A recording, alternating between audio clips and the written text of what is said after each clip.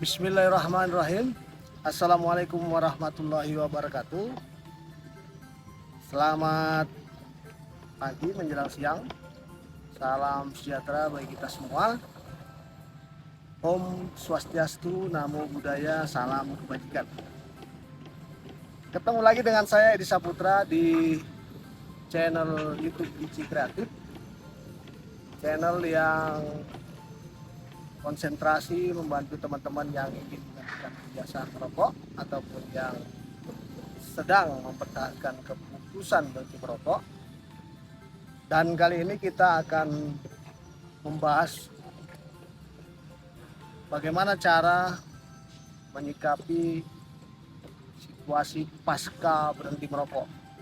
Karena berhenti merokok ini sih mudah, tetapi yang lebih sulit itu adalah mempertahankan keputusan berhenti merokok. Jadi konten ini diperuntukkan untuk teman-teman yang sedang menghentikan kebiasaan merokok. Jadi bagi perokok, saya sarankan jangan melihatnya karena bisa nggak nyaman. Simak, jangan di skip agar tidak gagal paham. Saat kita menghentikan kebiasaan merokok memang situasi yang sangat krusial ya, karena kita dihadapkan pada situasi yang keluar dari kebiasaan sehari-hari. Jadi kalau kita sudah cukup lama bersama rokok, tentunya ya tingkat kedekatan kita terhadap rokok tadi sudah begitu tinggi ya. Ketergantungan kita terhadap rokok juga sudah tinggi. Saya sudah cukup lama ya, karena usia saya yang masih remaja saya sudah merokok ya. Dan kalau saya hitung-hitung sampai dengan saya berhenti merokok itu sekira 40 tahun ya saya bersama dengan rokok ya. Jadi sudah terlanjur cinta ya. Jadi untuk masing-masing kita memang tergantung seberapa besar cinta kita terhadap rokok tadi. Jadi kalau semakin lama biasanya semakin cinta dan semakin terikat kita, semakin sulit melupakannya. Ketika mengambil keputusan menghentikan kebiasaan rokok, saya langsung tancapkan beberapa keburukan rokok terhadap diri saya. Saya patrikan bahwa kalau saya merokok lagi berarti saya mengambil keburukan itu. Jadi keburukan itu kita tanamkan. Waktu itu saya memang batuk ya, batuk. Dan malam-malam itu kalau kita tidur istirahat mengganggu seisi rumah ya. Bahkan kalau kita sedang tidur di rumah keluarga itu kita sangat mengganggu. Nah, keburukan-keburukan yang kita rasakan tersebut kita tancapkan sebagai satu rambu-rambu ya. Nah, kemudian setelah itu saya merasa bahwa saya sudah keluar dari cengkraman rokok. Saya menanamkan rasa bahagia bahwa saya bisa menguasai rokok, saya bisa menguasai diri saya, dan saya bisa melepaskan kecintaan saya terhadap sesuatu yang tidak mencintai saya, gitu ya.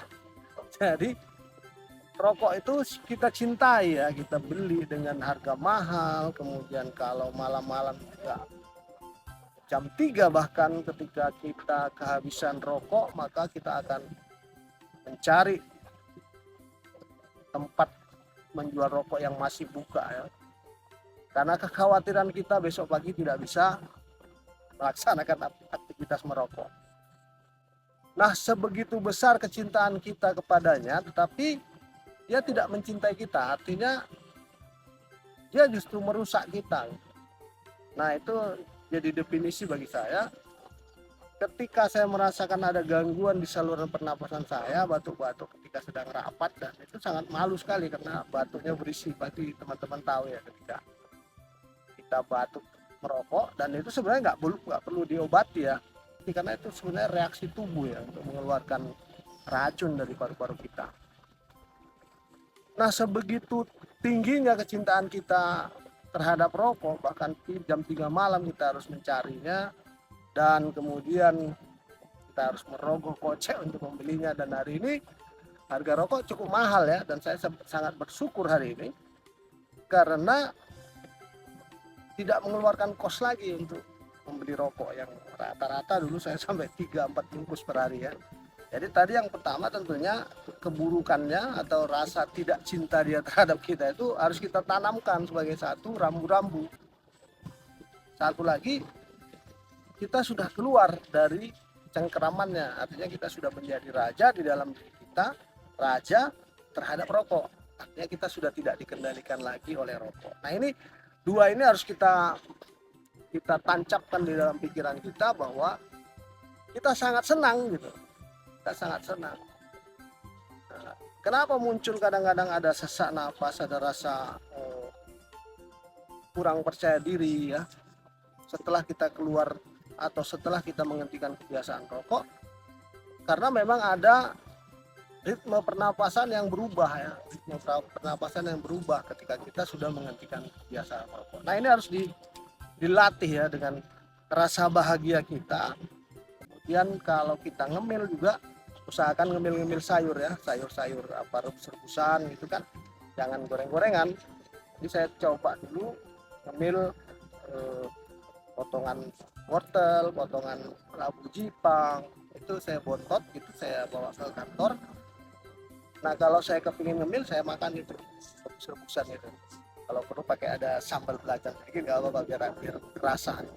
Dan kemudian tentang napas yang ngos-ngosan,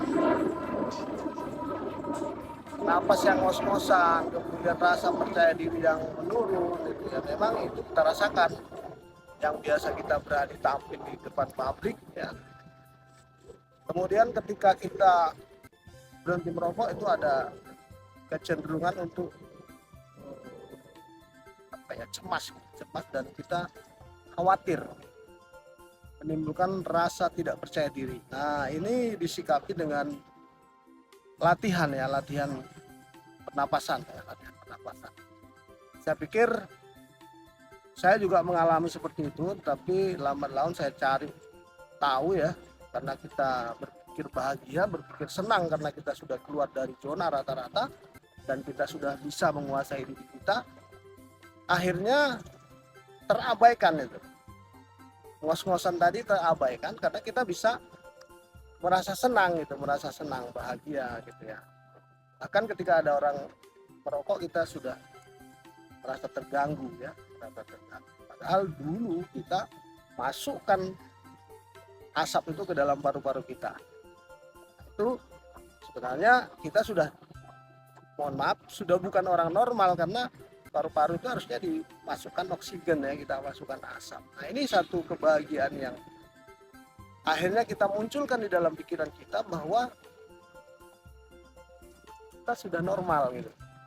Nah ini akan mempengaruhi batin kita, mempengaruhi rasa kita untuk tidak tertarik lagi terhadap rokok ya. Dan kita akhirnya, mohon maaf ya, akhirnya kalau melihat orang merokok kita sedikit gimana gitu ya. Nah itu akhirnya memperkuat kejiwaan kita, memperkuat rasa dan pikiran kita untuk terus memperbanyak hal-hal yang menyenangkan diri kita gitu ya, secara positif. Akhirnya kita tidak merasakan hal-hal yang sifatnya negatif tadi, apakah itu napas ngos-ngosan, apakah itu rasa tidak percaya diri, itu lambat laun akan berkurang ya, dan akhirnya kita menjadi normal kembali. Nah itu mungkin tip yang bisa saya sampaikan pada kesempatan ini, mudah-mudahan bermanfaat. Kalau ada yang perlu ditanyakan silahkan tulis di kolom komentar. Terima kasih atas perhatiannya, mohon maaf kalau ada kesalahan. Assalamualaikum warahmatullahi wabarakatuh. Semoga kita semua tetap sehat.